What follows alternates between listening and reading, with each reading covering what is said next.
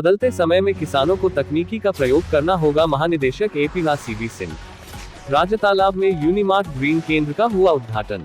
रोहनिया के Rajatalab power house के बगल में हाईवे के किनारे शनिवार को यूपीएल की ओर से यूनिमार्ट ग्रीन केंद्र की स्थापना हुई, जिसका उद्घाटन मुख्य अतिथि एपीडा के महानिदेशक सीवी सिंह तथा यूपीएल के महाप्रबंधक सुंदर बालासुब्रमण्यम ने फीता काटकर व दीप प्रज्वलन कर किया।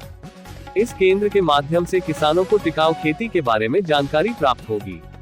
केंद्र पर ड्रोन भी उपलब्ध होगा, जिसके माध्यम से किसान अपने खेतों में छिड़काव कर सकेंगे। कृषि संगोष्ठी को संबोधित करते हुए एपीडा के महानिदेशक सीपी सिंह ने कहा कि बदलते समय में किसानों को तकनीकी का प्रयोग करना होगा और कहा कि किसानों के उत्पाद अब वाराणसी और आसपास के जनपदों से विदेश निर्यात होने लगे हैं। इस कार्य को एपीडा के माध्यम से क्षेत्र के प्रगतिशील किसान कर रहे हैं। मुंबई से आए यूपीएल के महाप्रबंधक डा सुंदर बालासुब्रमण्यम कहा कि किसानों को परंपरागत तरीके छोड़कर तकनीकी अपनाना होगा। बदलते पर्यावरण और वर्तमान प्राकृतिक वातावरण में खेती करने के तरीके भी परिवर्तित करने होंगे। अब ड्रोन का प्रयोग कृषि में किया जा रहा है। केंद्र पर रखे गए बड़े ड्रोन को देखने के लिए किसानों में काफी उत्सुकता दिखी। इस दौरान यूपीएल के निदेशक तुषार त्रिवेदी, राजीव गंगवार, ब्रिजेश सिंह, अंकित लड्ढा, कृष्णा सारस्वत ने भी अपने विचार प्रस्तुत किए।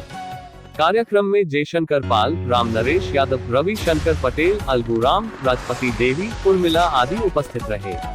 वाराणसी से अश्विनी चौहान की रिपोर्ट। बनारस से जो एफपीओ आए हैं, गाजीपुर से जो एफपीओ आए हैं, इतने दूर दराज से चल करके निश्चित तौर से मैं इस बात को महसूस कर सकता हूँ कि यह दिखाता है कि आज का किसान जानना चाहता है कि खेती और किसानी किस तरह से, किस तकनीक से करी जाए।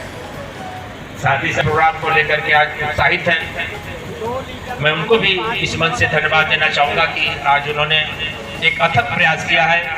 आज इस भीषण गर्मी में भी किसानों को इकट्ठा करना, उनको उचित जानकारी देना और उनकी सोच संस्थाओं को आगे आने से हमारे किसान बंधुओं को क्या फायदा मिल सकता है। निश्चित तौर से हम मानते हैं, आपने देखा होगा, आपने पढ़ा होगा, आपके साथ के किसान, आपके जिसको मैं बोल सकता हूं कि 300 से 350 मीट्रिक टन कम से कम 30,000 केजी के आसपास सब्जियों का निर्यात आपके इसी क्षेत्र से हुआ है और यह बहुत ही अपार संभावना है कि आगे और निर्यात होगा। लेकिन निर्यात में चैलेंजेस भी हैं। ये जरूरी नहीं है कि हर चीज निर्यात हो और उस निर्यात में आपकी सहभागिता किस तरह से हो। साथ साथ सहभागिता जो देश के अंदर की मांग है वो भी बहुत बड़ी है।